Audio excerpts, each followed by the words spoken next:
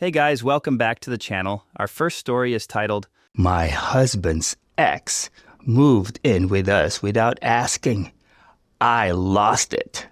I'm Audrey, 32 years old. My husband is Jacob, 35. We met 3 years ago through mutual friends and hit it off immediately. Jacob was charming, successful, and seemed to adore me. After a whirlwind romance, we got engaged within a year and married 6 months later. I thought we were blissfully happy. Sure, we had the occasional disagreement, but overall things were good. Jacob had a great job as a software engineer, and I worked as an elementary school teacher. We had just bought our first home together, a cute 3-bedroom house in the suburbs. Life was going according to plan. Until that fateful day 2 months ago when everything changed. It was a Thursday afternoon. I had gotten out of work early and decided to surprise Jacob by coming home to start dinner. As I pulled into our driveway, I noticed an unfamiliar car parked on the street in front of our house. Odd, but I didn't think too much of it. I unlocked the front door and called out, "Jacob, I'm home early." There was a clatter from the kitchen. Then Jacob appeared in the hallway looking flustered. "Audrey, hey babe, what are you doing home?" Before I could answer, a woman's voice called from the kitchen. "Jacob, who is it?" My blood ran cold. I knew that voice. A moment later, Jacob's ex-girlfriend, Sadie, walked out of the kitchen, wiping her hands on a dish towel. She froze when she saw me. "Oh, hi, Audrey," she said awkwardly. I stared at her in shock, then looked at Jacob. "What's going on? Why is she here?" Jacob ran a hand through his hair nervously. Well, funny story actually. Sadie needed a place to stay for a little while. Her landlord sold her building and she has to be out by the end of the week. I told her she could crash here until she finds a new place. I gaped at him. "You did what?" "It's just temporary," Jacob said quickly. "A couple weeks max. Right, Meg?" Sadie nodded. "Yeah, absolutely. I really appreciate you guys letting me stay. I promise I won't be in the way at all." I held up my hands. "Whoa, hold on. Nobody asked me about this. Jacob, can I talk to you privately for a minute?" I grabbed Jacob's arm and practically dragged him into our bedroom, slamming the door behind us. "What the hell are you thinking?" I hissed. "You invited your ex-girlfriend to live with us without even discussing it with me first?" Jacob held up his hands defensively. "Baby, calm down. It's not a big deal. Sadie and I have been friends for years, even after we broke up. She was in a tight spot and needed help. What was I supposed to do? Let her be homeless?" I glared at him. "There are these things called hotels, Jacob. Or maybe some of her other friends could have helped. Why does it have to be us?" "Hotels are expensive," Jacob argued, "and most of her other friends live in tiny apartments or have roommates already. We have the extra space. It just made sense." I shook my head in disbelief. "I cannot believe you made this decision without even talking to me first. This is our home, Jacob. We're supposed to be partners. You can't just unilaterally decide to move someone in, especially not your ex." Jacob sighed. "I'm sorry, okay? You're right. I should have discussed it with you first, but what's done is done. Sadie's already here and has nowhere else to go. Can we please just make the best of it for a couple weeks?" I crossed my arms. "And how long is a couple weeks exactly? Do you even have an end date in mind?" Jacob shrugged. "I mean, not exactly. However long it takes her to find a new place, I guess. But I'm sure it won't be more than a month, tops." "A month?" I practically shrieked. Jacob winced. "Audrey, please. You're overreacting. Sadie's great. You'll see. Just give her a chance." I stared at him, feeling a mix of anger and hurt swirling inside me. "I can't believe you're doing this to me," I said quietly. "You know how I feel about exes staying friends. We've talked about this, and now you're moving yours in without even asking me? Jacob's expression hardened. Look, I've already told Sadie she can stay. I'm not going back on my word now. You're just going to have to deal with it. With that, he turned and walked out of the bedroom, leaving me standing there in shock. I took a few deep breaths, trying to calm myself. Then I plastered on a fake smile and went back out to the kitchen, where Jacob and Sadie were chatting. So, I said brightly, where are you planning to sleep, Sadie? She looked uncomfortable. Jacob said I could use the guest room? I raised an eyebrow at Jacob. Did he now? How generous of him to offer up our guest room without asking me. Jacob shot me a warning look. Audrey? I ignored him. Well, Sadie, I hope you'll be comfortable here, although I'm not sure how long we'll be able to accommodate you. Jacob and I were actually planning to turn that room into a home office soon. It was a lie, but I wanted to make it clear she wasn't welcome for an extended stay. Sadie looked nervously between Jacob and me. Oh, I don't want to impose. Maybe this isn't such a good idea after all. No, it's fine, Jacob said quickly. Audrey just joking around, right, honey? I gave him a tight smile. Of course, mi casa es su casa and all that. The next few days were tense to say the least. I tried my best to be civil to Sadie, but it was hard. Every time I saw her in our house using our things, I felt a surge of anger and resentment. Jacob seemed oblivious to my discomfort. He and Sadie fell right back into their old dynamic, laughing at inside jokes and reminiscing about shared memories. It made me feel like an outsider in my own home. I tried talking to Jacob about it again a few days later. This isn't working, I told him bluntly. I'm not comfortable having Sadie here. She needs to find somewhere else to stay. Jacob rolled his eyes. Come on, Audrey, you're being ridiculous. Sadie's been nothing but nice and respectful. What's the real issue here? I stared at him in disbelief. The real issue? How about the fact that you moved your ex-girlfriend into our home without even asking me?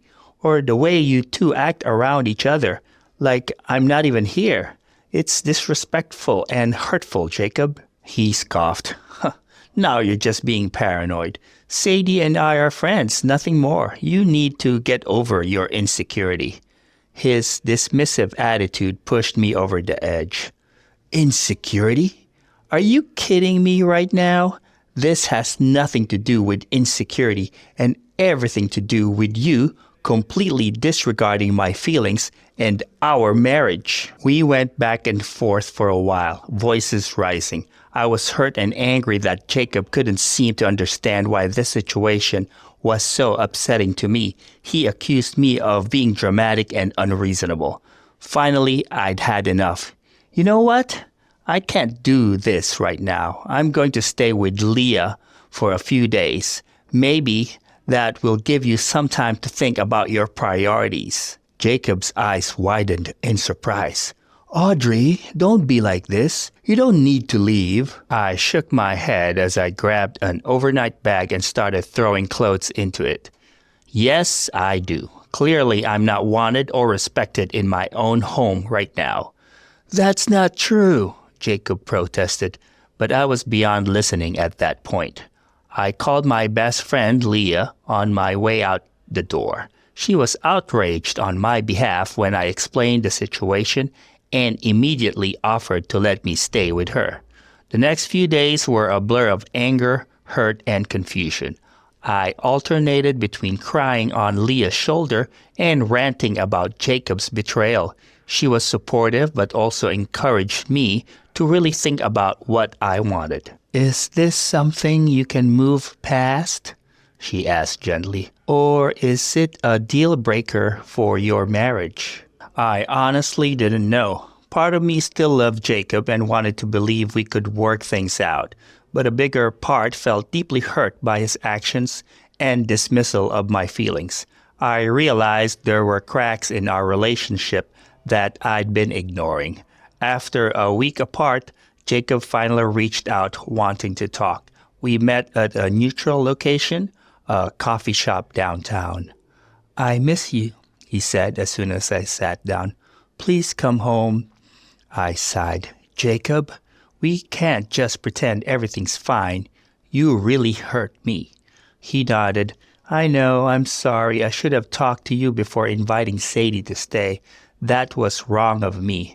"It's not just about that," I said. "It's about how easily you dismiss my feelings, how you accused me of being insecure and dramatic for having a perfectly reasonable reaction. Do you even understand why I was upset?" Jacob fidgeted uncomfortably. "I guess I didn't realize it would bother you so much. Sadie and I really are just friends. I don't have any feelings for her." I shook my head.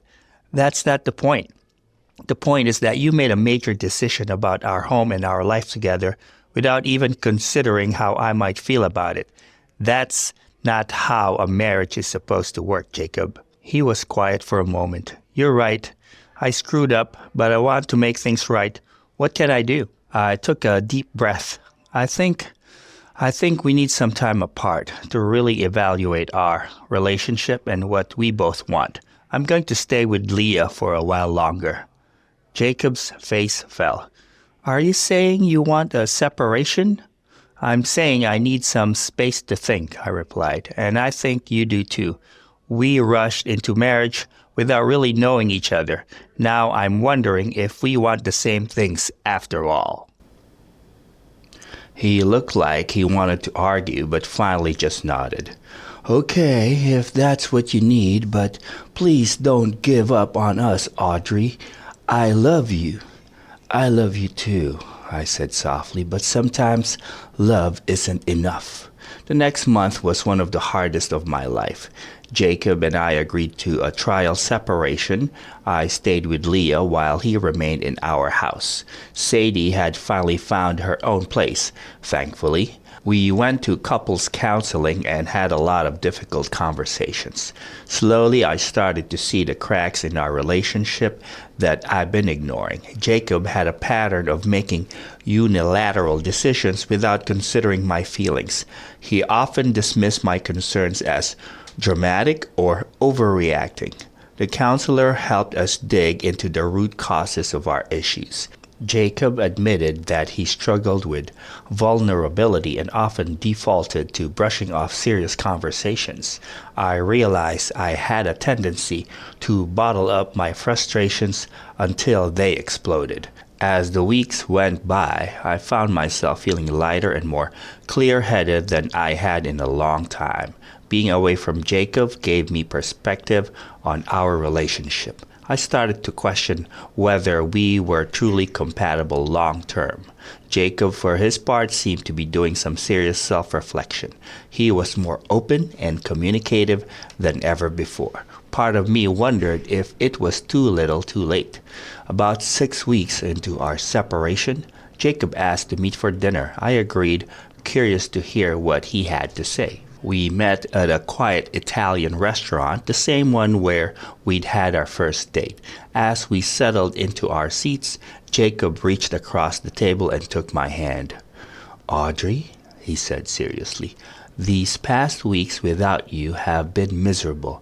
I've done a lot of thinking, and I realize now how badly I messed up, not just with the Sadie situation, but in how I've treated you throughout our relationship. I took you for granted, and I'm so sorry." I squeezed his hand gently. "I appreciate you saying that, Jacob. I know this hasn't been easy for either of us." He nodded. "I want us to have a fresh start. I promise to be a better husband, to really listen to you and consider your feelings. Please, will you come home?" I took a deep breath, steeling myself for what I needed to say. "Jacob, I care about you and I'm glad you've been doing this work on yourself, but I think it's too late for us." His face fell. "What do you mean?" "This time apart has made me realize that we're just not right for each other. I said gently. We want different things out of life and a relationship.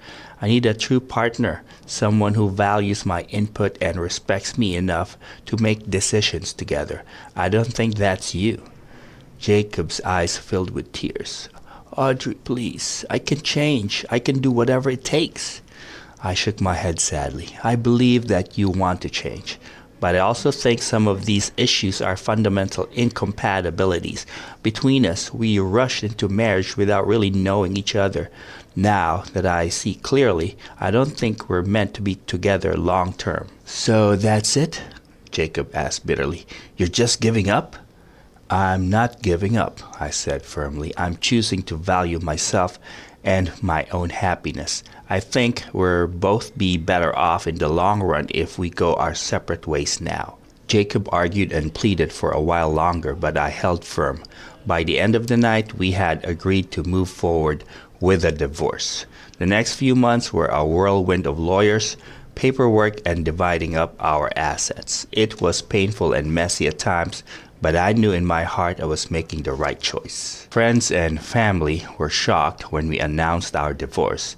Many tried to convince me to give Jacob another chance, but the ones closest to me, like Leah, understood and supported my decision.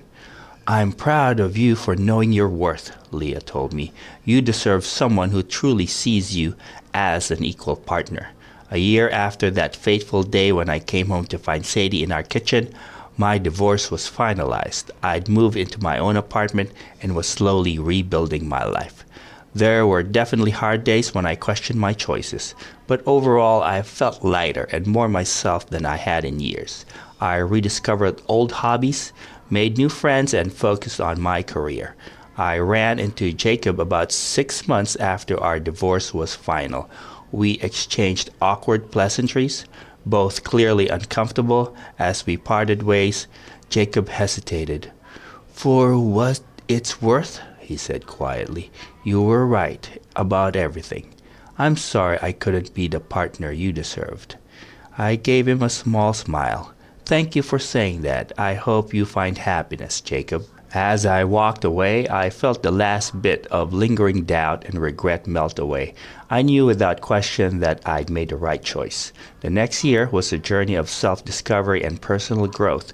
Being single after years of being in a relationship was both exciting and terrifying. At first, I felt lost and unsure of myself. Who was I outside of being Jacob's wife? I threw myself into new experiences. I traveled solo for the first time, taking a 2-week trip to Europe that I'd always dreamed of. Standing alone atop the Eiffel Tower, I felt a sense of freedom and possibility I'd never experienced before. I also focused on my career, taking on new challenges at work. I enrolled in a master's program in education, something I'd put off while married. The intellectual stimulation was invigorating. Slowly but surely, I started to rediscover parts of myself that I'd neglected during my marriage. I took up painting again, a hobby I'd loved in college but had abandoned due to lack of time. I joined a local hiking group and spent weekends exploring nearby trails, reveling in the peace of nature. My relationships with friends and family deepened as well. Without a husband to lean on, I invested more time and energy into these connections. Girls' nights with Leah and other friends became a regular occurrence, filled with laughter and support. Dating again was a whole new adventure. At first, I was terrified. The dating landscape had changed so much since I was single. But with encouragement from friends, I dipped my toe into the world of dating apps. There were some disasters, like the guy who spent our entire first date talking about his ex-wife, or the one who turned out to be married himself. But there were also some wonderful experiences that helped me clarify what I really wanted in a partner. About a year after my divorce, I met Joel. We were set up by a mutual friend who thought we'd hit it off. From our first date, things felt different. Joel was funny, intelligent, and genuinely interested in getting to know me. We talked for hours, losing track of time. What struck me most was how easy it felt to communicate with Joel. When I expressed a concern or disagreement, he listened attentively and we worked through it together. It was a stark contrast to the dismissive attitude I'd grown accustomed to with Jacob. As our relationship progressed, I marveled at how different it felt to be with someone who truly saw me as an equal partner. We made decisions together, considering each other's feelings and needs. Joel encouraged my independence and supported my goals. There were challenges, of course. We both had baggage from past relationships to work through, but we faced these issues head on with honesty and respect for each other. 2 years after my divorce, Joel proposed. This time, I didn't rush into anything. We had long, serious discussions about our expectations, goals, and values.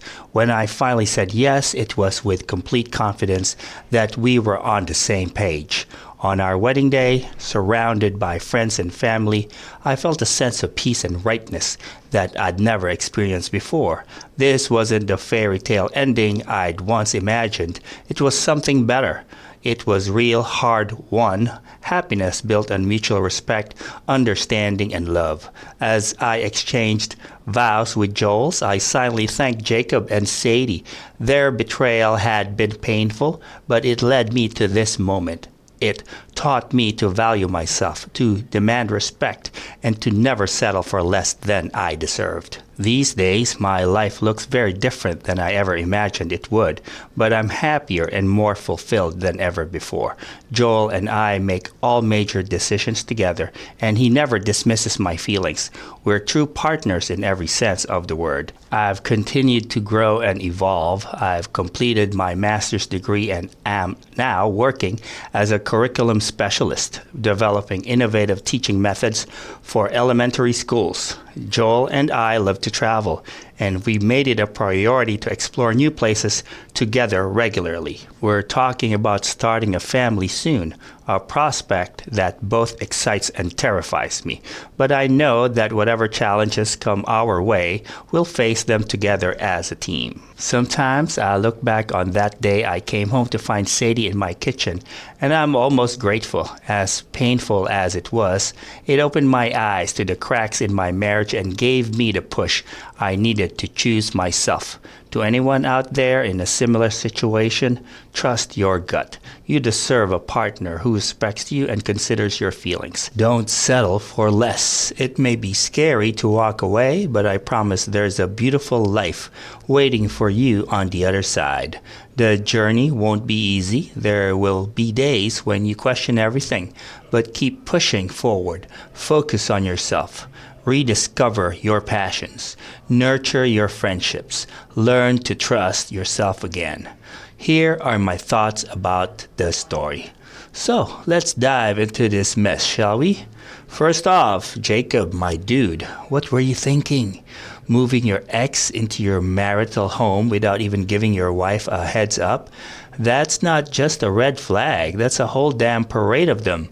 I mean, I've made some bonehead moves in my relationships, but this takes the cake, frosting, and the whole bakery. But you know what really got me? It wasn't even the ex situation itself. It was Jacob's reaction to Audrey's completely valid concerns. Calling her insecure and dramatic? Nah, bro, that's some grade A gaslighting right there. It really hits home for me because I've seen friends go through similar situations where their partners dismiss their feelings, and it's always a recipe for disaster. Now let's talk about Audrey for a sec. Can we just give this woman a standing ovation? The strength it took to walk away from that situation, to recognize her own worth, and to choose herself. That's not easy, folks. I found myself cheering for her as she rediscovered herself post-divorce. That solo trip to Europe? Hell yeah! Standing on top of the Eiffel Tower, feeling that sense of freedom? I felt that in my bones, people. And don't even get me started on the dating adventures. The guy who wouldn't shut up about his ex-wife. These people, man. But I love how Audrey didn't settle. Now, Joel, my man, you're the real MVP of this story. The way he listens, communicates, and treats Audrey as an equal partner. That's the good stuff right there. It's like night and day compared to Jacob. It really hammers home the point that sometimes you gotta go through some BS to recognize the good when it comes along. But here's what really stuck with me about this story. It's not just about finding the right person, it's about becoming the right person for yourself. Audrey's journey of self-discovery, of rebuilding her life on her own terms. That's the real love story here. The relationship with Joel is the cherry on top. But the sundae, that's all Audrey. I gotta say, this story hit me right in the feels. It made me think about my own relationships, past and present. Am I truly listening to my partner? Am I dismissing their concerns? Am I growing as a person?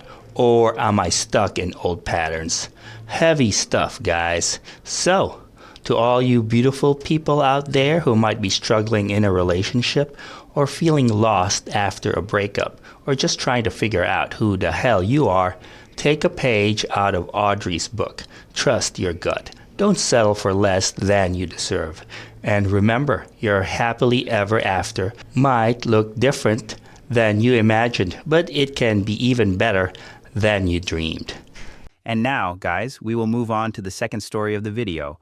Please like the video if you have enjoyed it so far. The story starts like this. My in-laws invaded our home to spy on us. I exposed them publicly. My name is Victoria, and this is the story of how my in-laws went from annoying to downright criminal, and how I finally put a stop to their invasion of privacy. My husband Miles and I had been married for 3 years when the trouble started. We'd always had a bit of tension with his parents, Sophie and Samuel. They were the stereotypical overbearing in-laws, constantly offering unsolicited advice, criticizing our life choices, and generally making themselves a nuisance. But we tolerated them for Miles' sake. That is, until they crossed a line I never imagined they would. It started small. I'd noticed things in our house slightly out of place after they'd visit. A drawer that I always kept organized would be messy. My jewelry box would be rearranged. At first, I chalked it up to my own forgetfulness or Miles tidying up. But as time went on, I couldn't shake the feeling that something was off. "Miles," I said one night after his parents had left, "does it seem like your mom and dad are snooping when they come over?" Miles looked surprised. "Snooping? What do you mean?"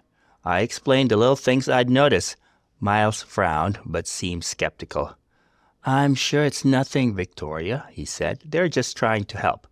In their own way. You know how Mom is about cleanliness." I wanted to believe him, but my gut told me there was more to it, so I started paying closer attention. I'd take mental notes of exactly how I left things before Sophie and Samuel visited. And sure enough, after they left, little things would be different. My home office desk drawers would be slightly ajar. The bathroom cabinet under the sink would be rearranged. Once I even found my birth control pills in a different spot in my nightstand drawer. When I pointed these things out to Miles, he finally started to see the pattern. "Okay, that is weird," he admitted, "but maybe they're just being nosy. It's not like they're stealing anything." "That's not the point," I argued. "They're invading our privacy. It's our home, Miles. We shouldn't have to worry about your parents going through our things every time they visit." Miles agreed to talk to them, but his confrontation went about as well as you'd expect. Sophie and Samuel vehemently denied any wrongdoing, acting offended that we'd even suggest such a thing. "We're family," Sophie had exclaimed. "We would never invade your privacy like that. I can't believe you'd accuse us of such a thing." Samuel had backed her up, saying, "Son, I'm disappointed you'd think so little of us. We raised you better than that." Miles came home from that conversation looking defeated. "I don't know what to think," he told me. "They seem so sincere. Maybe we are just paranoid?" But I wasn't buying it. Call it women's intuition or just good old common sense. But I knew something was up, and I was determined to get to the bottom of it. That's when I decided to set up my own surveillance. I bought a few small, discreet cameras and hid them around the house. One in the living room, one in our bedroom, and one in my home office. I told Miles about my plan, and while he was hesitant, he agreed it was the only way to know for sure what was going on. The next time Sophie and Samuel came over for Sunday dinner, I made sure the cameras were recording. Miles and I acted normally, not giving any hint that we suspected anything. After dinner, I suggested we all go for a walk in the neighborhood, knowing it would give his parents a chance to snoop if that's what they were really doing. As we strolled around the block, I could hardly concentrate on the conversation. My mind was back at the house, wondering what the cameras might be capturing. When we returned home, everything looked normal on the surface. Sophie and Samuel stayed for another hour, then said their goodbyes. As soon as they were gone, I raced to check the camera footage. What I saw made my blood boil. The living room camera showed Sophie methodically going through our bookshelves, pulling out books and flipping through them as if looking for something hidden inside. She even lifted the couch cushions and felt around underneath. In our bedroom, Samuel was the star of the show. He went straight for our closet, rifling through pockets and checking shoe boxes. Then he moved to our dresser, opening drawers and sifting through our clothes. I felt sick to my stomach watching him handle my underwear. But the worst was yet to come. The footage from my home office showed both of them tag-teaming to go through every inch of the room. They checked under the desk, behind picture frames, and even unscrewed the vent cover to peer inside.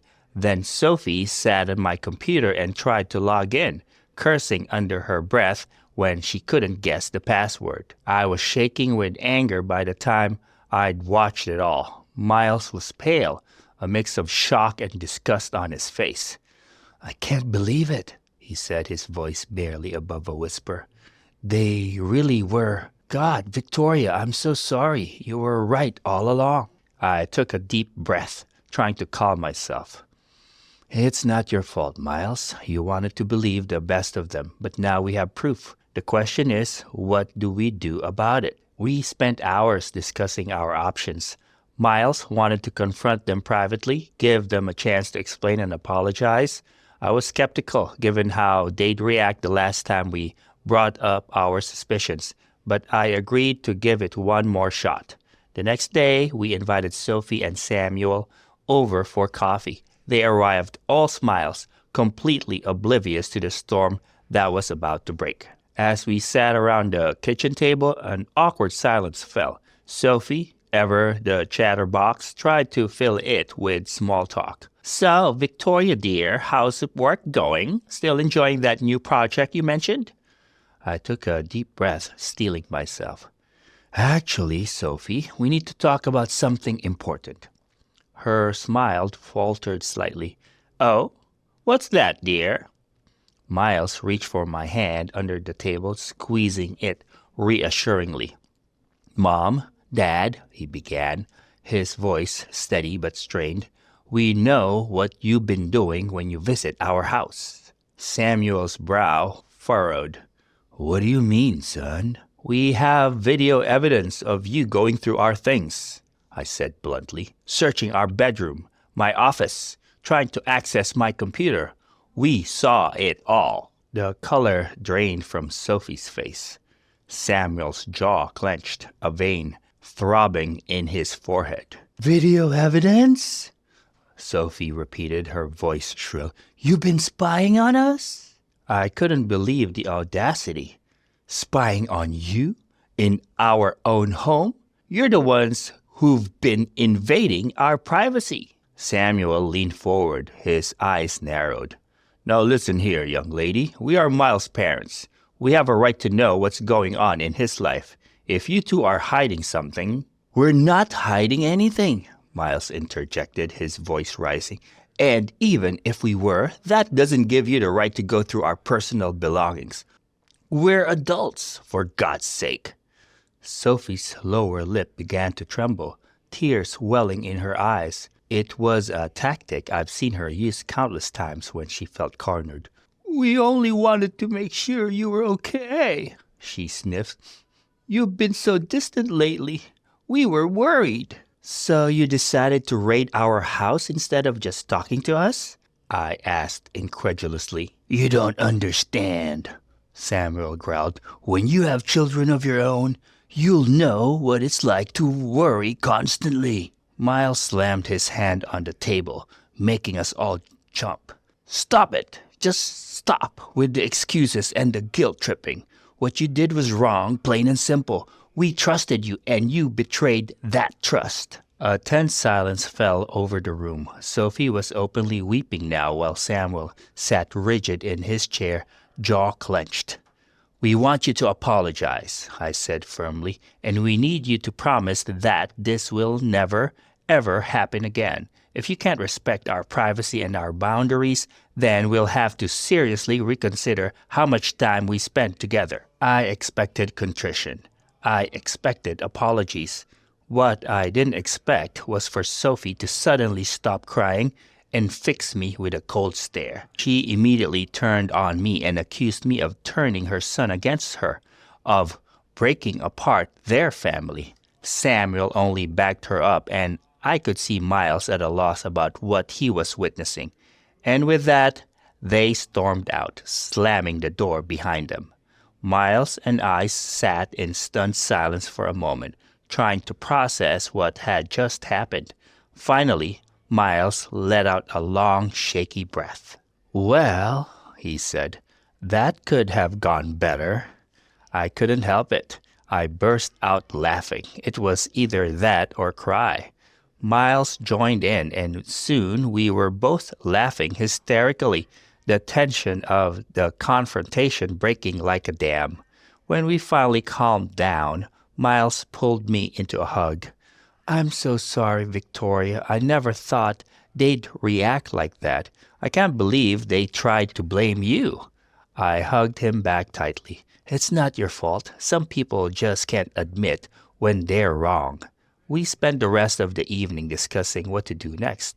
It was clear that Sophie and Samuel weren't going to take responsibility for their actions or respect our boundaries willingly. We needed to take more drastic measures. "I think we need to tell the rest of the family," I suggested. "Your parents have shown they can't be trusted, and they'll probably try to spin this to make us look bad. We need to get ahead of it." Miles nodded slowly. "You're right. It's not going to be pretty, but they need to know the truth." We decided to take action at the next family gathering, which happened to be Miles' cousin's birthday party the following weekend. All the aunts, uncles, and cousins would be there, the perfect audience to expose Sophie and Samuel's deceit. The day of the party, I was a bundle of nerves. Miles and I had prepared a short video compilation of the most damning footage, which we planned to play on the big TV in Miles's aunt's living room. As we drove to the party, I could feel the USB drive in my pocket like it was burning a hole through the fabric. When we arrived, Sophie and Samuel were already there, all smiles and hugs as if our confrontation had never happened. It took everything in me not to confront them right then and there. We mingled for about an hour, waiting for everyone to arrive. Finally, when all the family was gathered in the living room, Miles cleared his throat and asked for everyone's attention. "Sorry to interrupt the party," he began, his voice shaking slightly, "but Victoria and I have something important we need to share with all of you." All eyes turned to us. I could see Sophie and Samuel exchange a worried glance. Miles continued. "For the past few months, we've noticed some strange things happening in our house. Things being moved, drawers being rearranged. At first, we thought we were just being forgetful, but then we started to suspect that someone was going through our things when we weren't around." Murmurs rippled through the room. Sophie started to say something, but Miles held up a hand to stop her. We didn't want to believe it, but we decided to set up some cameras to see what was really going on. And, well, I think it's better if we just show you. With that, I plugged the USB drive into the TV and hit play. The room felt silent as the footage began to roll. For the next 5 minutes, the entire family watched in stunned silence as Sophie and Samuel systematically invaded our privacy. We'd edited the footage to show the most egregious examples. Samuel pawing through my lingerie drawer, Sophie attempting to hack my computer, both of them searching our office as if they were conducting a police raid. When the video ended, the silence was deafening. All eyes turned to Sophie and Samuel, who had gone pale as ghosts. "What? What is this?" Sophie finally sputtered. This is some kind of a trick. You've edited this footage to make us look bad." I couldn't believe she was still trying to lie her way out of it. "It's not a trick, Sophie," I said, my voice cold. "This is raw footage from cameras we set up in our home. Cameras we only put up because we suspected you were snooping, and clearly we were right." Samuel tried to jump in.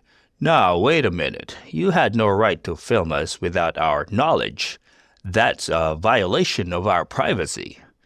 The irony of his statement was apparently lost on him, but not on the rest of the family.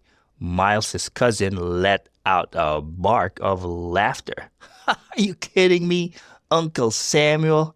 You're on camera going through the bedroom, and you're worried about your privacy?" Miles's aunt chimed in, her voice filled with disgust. "Sophie, Samuel, how could you? That's your son's home, your daughter-in-law's private things. What were you thinking?" Sophie burst into tears, always her go-to move when confronted. "We were just worried about them. We wanted to make sure they were okay, that they weren't hiding anything from us." "Hiding anything?" I repeated incredulously. "We're adults, Sophie. We don't have to share every aspect of our lives with you. And even if we were hiding something, that doesn't give you the right to go through our things." The family erupted into chaos then. Some were yelling at Sophie and Samuel. Others were arguing amongst themselves about what should be done. Miles's cousin's birthday was thoroughly forgotten in the drama. Through it all, Miles stood by my side, his hand firmly in mine. I could see the pain in his eyes, pain at his parents' betrayal, pain at having to expose them like this. But I also saw resolve. He knew we'd done the right thing. Finally, Miles's oldest uncle managed to quiet everyone down. He turned to Sophie and Samuel, his expression a mix of disappointment and anger. "I think it's best if you two leave now," he said firmly. "What you've done is inexcusable. You've betrayed your son's trust, invaded his home, and violated his and Victoria's privacy. You should be ashamed of yourselves." Sophie tried to protest, but Samuel, finally seeming to realize the gravity of the situation, took her arm. "Come on, Sophie," he said quietly. "We should go." As they walked out, Sophie turned back, tears streaming down her face. "Miles, honey, please. We can explain. We only wanted what was best for you." But Miles shook his head. "No, Mom. What you did wasn't for my benefit. It was to satisfy your own need for control. I think it's best if we don't speak for a while. I'll contact you when I'm ready." And with that, Sophie and Samuel left, the door closing behind them with a finality that seemed to echo through the sudden quiet house. The aftermath of that day was intense, to say the least. The family was divided. While most were appalled by Sophie and Samuel's actions, there were a few who thought Miles and I had gone too far by exposing them publicly, but we stood firm in our decision. Their invasion of our privacy wasn't a one-time mistake. It was a calculated, ongoing violation of our trust, and we felt The family needed to know the truth. In the weeks that followed, we received a barrage of calls, texts, and emails from Sophie and Samuel. They cycled through every manipulation tactic in the book: guilt tripping, gaslighting, playing the victim. One day they'd be apologizing profusely, the next they'd be angry and defensive, accusing us of overreacting. "We're your parents, Miles," Sophie wailed in one voicemail. "We have a right to know what's going on in your life." "You've turned the whole family against us," Samuel growled in a text. "I hope you're happy with yourselves." But we stayed strong. Miles and I had agreed on a period of no contact, and we stuck to it. We blocked their numbers, filtered their emails, and made it clear to the rest of the family that we weren't ready to speak to them. It wasn't easy for Miles. Despite everything, they were still his parents. I often found him staring at old family photos, a wistful look in his eyes, but he never wavered in his support of our decisions. "They need to understand that their behavior has consequences," he'd say. "We can't just sweep this under the rug and pretend it never happened."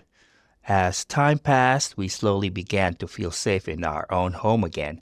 We kept the cameras up for a while, just in case Sophie and Samuel got any ideas about coming around when we weren't home. But eventually, we felt secure enough to take them down. It was a small step, but it felt like a huge victory. The family dynamics had shifted dramatically. Sophie and Samuel found themselves increasingly isolated as more relatives learned the full extent of what they had done. Miles's cousins, who'd always looked up to their aunt and uncle, now regarded them with suspicion. Family gatherings became awkward affairs, with Sophie and Samuel either not invited or choosing not to attend. About 6 months after the confrontation, we received a letter from Sophie and Samuel. It was the first communication from them that didn't immediately set off our alarm bells. The letter was long, and for the first time it seemed genuinely remorseful. Miles and I spent a long time discussing that letter. We were cautiously optimistic but wary of getting our hopes up. We decided to respond with a brief note of our own, acknowledging their apology and expressing appreciation for their efforts to change, but maintaining our boundaries. "We're glad to hear you're getting help," we wrote. "We need more time, but we're open to the possibility of slowly rebuilding our relationship in the future if you can demonstrate that you've truly changed and can respect our boundaries." It was a small step, but it felt like the beginning of a possible path forward. In the years since all this happened, Miles and I have grown closer than ever. Going through such a challenging experience together strengthened our bond and our commitment to protecting our life together. We've become much more assertive about setting and maintaining boundaries, not just with family, but in all areas of our lives. We've also learned a lot about trust, forgiveness, and the complexities of family relationships. While we're still not ready for regular contact with Sophie and Samuel, we've had a few carefully controlled interactions. They seem to be genuinely working on their issues, though only time will tell if the changes stick. As for our home, it finally feels like the safe haven it always should have been. We've reclaimed our space, our privacy, and our peace of mind. And though the journey to get here was painful, I don't regret exposing Sophie and Samuel's actions. Sometimes the only way to stop toxic behavior is to bring it into the light. If there's one thing I've learned from all this, it's the importance of trusting your instincts. If something feels off, it probably is. And you have every right to protect your personal space and privacy, even from family. It's not always easy, and it may ruffle some feathers. But at the end of the day, your home should be your sanctuary.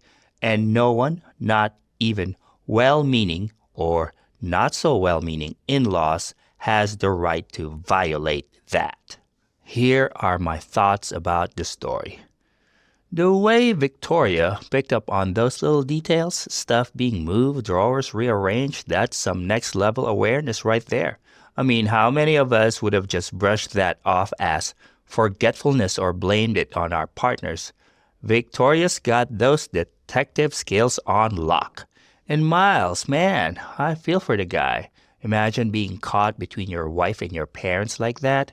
Talk about being stuck between a rock and a hard place. At first, I was a bit frustrated with him for not believing Victoria right away, but then I realized who wants to think their parents are capable of something like that? It's gotta be a mind trip. Now, let's get to the real stars of this messed up show, Sophie and Samuel. Holy boundary issues. These two took helicopter parenting to a whole new level. I mean, going through their son's underwear drawer, trying to hack a computer. What did they think they were gonna find? International secrets? The confrontation scene had me on the edge of my seat, not gonna lie. When Sophie pulled out the waterworks and tried to blame Victoria, I nearly threw my phone across the room. Classic narcissist move right there, and Samuel with his, "We have a right to know." BS, nah, bro. You lost that right when your kid became an adult and moved out. But the real MVP moment? That family gathering expose. Talk about dropping a truth bomb. I was half expecting someone to pop out and start moderating. The audacity of Sophie and Samuel to still try and play the victim after being caught red-handed on camera? That's some Olympic level mental gymnastics right there. You know what really got me though? The aftermath. The way Victoria described Miles looking at old family photos. Man, that hit me right in the feels. It's easy to vilify Sophie and Samuel, and don't get me wrong, they deserve it, but at the end of the day, they're still his parents. That's gotta be a special kind of heartbreak. I gotta give props to Victoria and Miles for how they handled everything. Setting boundaries, sticking to their guns, but still leaving the door open a crack for reconciliation if Sophie and Samuel get their act together. That's some mature adulting right there. This story really got me thinking about family dynamics and how complicated they can be. It's like we're all walking around with these invisible baggage carts full of expectations, traditions, and weird family quirks. And sometimes those carts collide in spectacular fashion. It also made me reflect on privacy today. We're all so worried about hackers and identity thieves, but sometimes the biggest threats to our privacy are the people closest to us. It's a reminder that trust is earned, not given, even when it comes to family. I don't know about you guys, but this story had me doing a mental inventory of my own family's boundary issues. Are there any Sophie and Samuels lurking in my family tree? Do I need to start checking my drawers for signs of snooping? Might be time to change some passwords, just saying. Anyways, guys, I hope you enjoyed the video. Please like and subscribe, and I'll see you again tomorrow.